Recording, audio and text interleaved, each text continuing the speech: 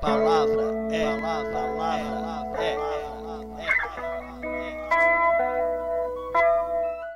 Olá, bem-vindas e bem-vindos a mais um episódio do canal CLOI, uma transposição do suporte impresso para o audiovisual.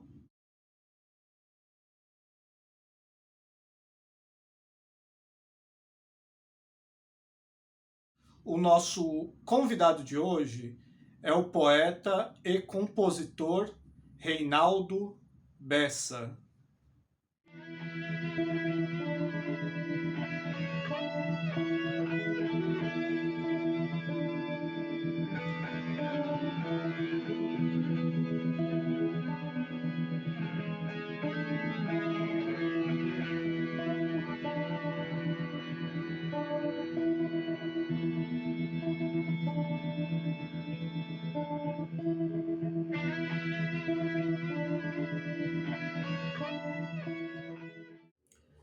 A poética de Reinaldo busca a compreensão da existência, pensa o presente e o futuro com os olhos abertos para o passado.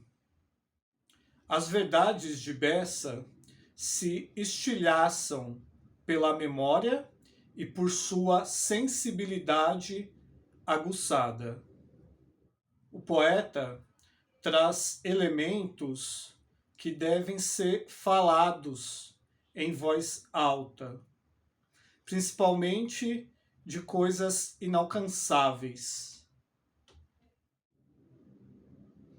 De sua produção poética, destacamos o livro ganhador do Prêmio Jabuti na categoria Poesia em 2009, Outros Barulhos. E agora com vocês, as palavras de Reinaldo Bessa.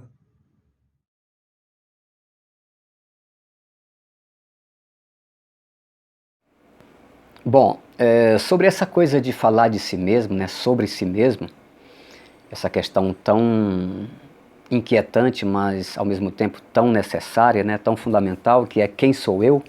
Uma hora nós temos de fazer essa pergunta.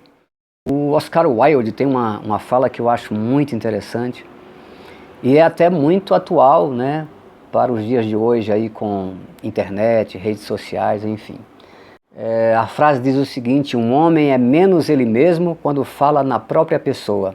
Dê-lhe uma máscara e ele contará a verdade. Eu gosto muito disso porque não deixa de ser uma saída, digamos, inteligente, esperta, dessa responsabilidade, desse peso, né, de responder essa questão tão complexa, né? Falar de si mesmo é realmente uma coisa muito difícil, né? Quem sou eu na verdade, né? Mas aqui no dia a dia, né, na minha profissão, nas coisas que eu gosto de fazer, eu costumo dizer que eu sou um artista brasileiro. Eu sou um poeta, sou um músico, sou um escritor e sou um professor, que também não deixa de ser arte, que é a arte de ensinar, né, a didática, enfim. E gosto do que faço, né, e acredito que até o final dos meus dias permanecerei aí fazendo isso que eu mais gosto, essa coisa do universo da criação, aquilo que o Ferreira Goulart dizia, que só a vida não basta, né? Que é preciso criar mais alguma coisa, ou mesmo o que o Ariano Suassuna dizia, que o poeta também vive das coisas invisíveis, né? Não só das visíveis, que são o aluguel, a comida, o teto, enfim, mas sim das coisas invisíveis, né? Sou esse artista brasileiro e apesar de inúmeras adversidades, né, 14 milhões de analfabetos, mas 5 milhões de analfabetos funcionais, eu sou um escritor, sou um poeta dessa nação e acredito que um dia isso possa mudar e aí possamos ter uma nação de leitores, não é isso?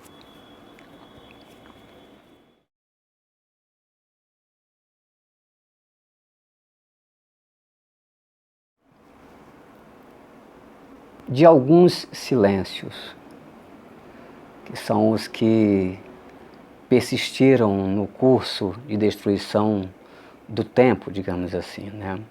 Eu costumo dizer que quando eu edito um novo livro, o autor ele só autografa. Foi o menino Bessa que escreveu.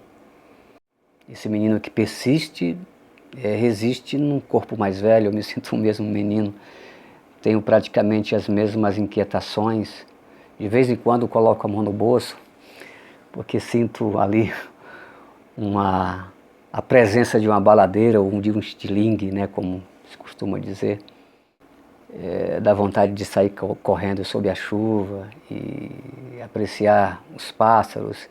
São esses silêncios, né? A infância é um grande silêncio.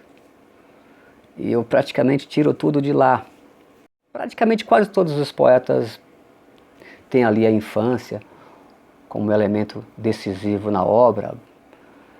Drummond fez muito isso, Mário Quintana, Manuel Bandeira, né? A maioria. Isso não é uma novidade, porque aquilo que o Cacaso dizia, né, que é o país do qual somos exilados, né, e sem a menor possibilidade de voltar, né.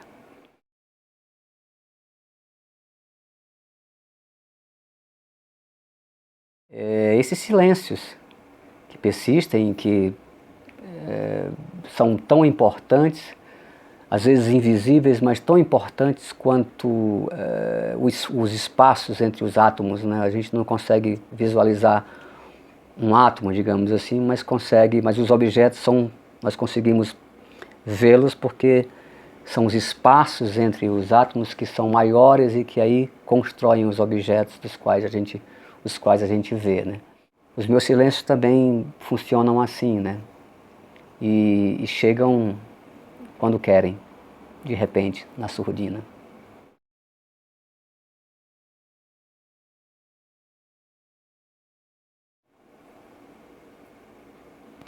Há poemas que têm muita musicalidade e há poemas que não têm tanta musicalidade assim, né? Mas que traz a sua musicalidade inerente ali, né? Própria de ser do poema. É assim que eu vejo. Você pode pegar um poema do João Cabral de Melo Neto e há musicalidade ali, eu vejo a musicalidade, eu escuto a musicalidade, apesar de João Cabral de Melo Neto ter essa fama de não gostar de música e tal, mas existe ali, eu percebo a musicalidade na obra, né, em cada poema. Você pega um poema de Afonso de Guimarães, que tem muita musicalidade, né? Você pega um Esmalha da Vida, que foi um poema que eu musiquei, e para que colocar música ali, se já existe tanta música? Porque é essa junção, tentativa de juntar, de trazer a musicalidade do poema para a superfície, né? Que é juntar essa coisa do poema e da harmonia, né? Me refiro a essa questão de musicar poemas, que é uma coisa que eu já faço há um tempo. Lancei alguns discos com alguns poemas musicados, musiquei Drummond, musiquei Quintana, musiquei Pessoa, musiquei Manuel Bandeira, diversos autores brasileiros e estrangeiros eu trouxe para a minha música, né, para tentar aproximar. É essa coisa, esse trabalho de ourives, né? O poema é o diamante, a música é a estrutura do anel e o artista junta esses dois elementos e cria aí uma terceira obra, uma terceira arte, né, a junção das duas, que é o poema musicado. Eu gosto muito disso porque é um desafio. Às vezes alguns poemas são muito difíceis, né? A estrutura em si, outros são mais fáceis, então, mas é um trabalho difícil, mas muito prazeroso e que resulta num trabalho muito bacana e que eu tenho curtido muito fazer. É essa coisa de juntar realmente os elementos e criar uma terceira obra, né, baseada nas duas anteriores.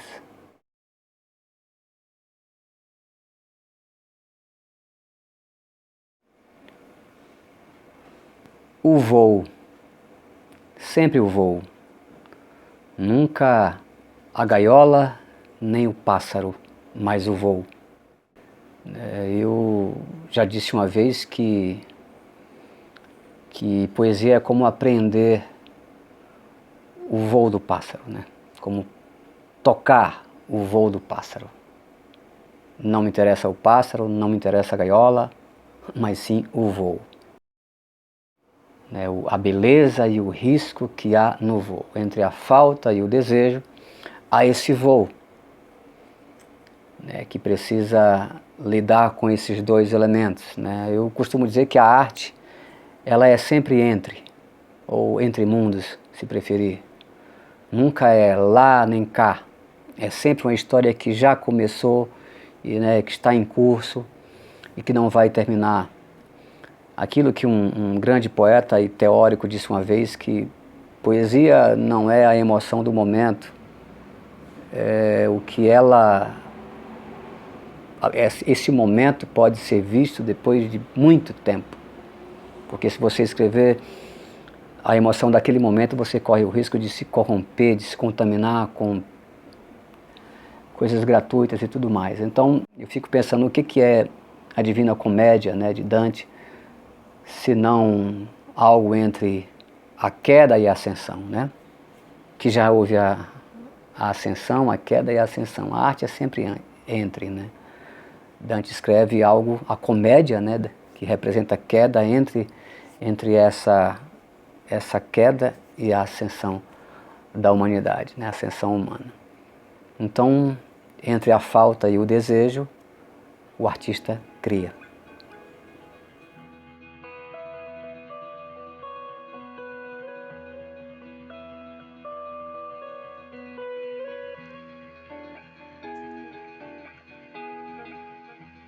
Esse poema chama-se Num Dia Assim.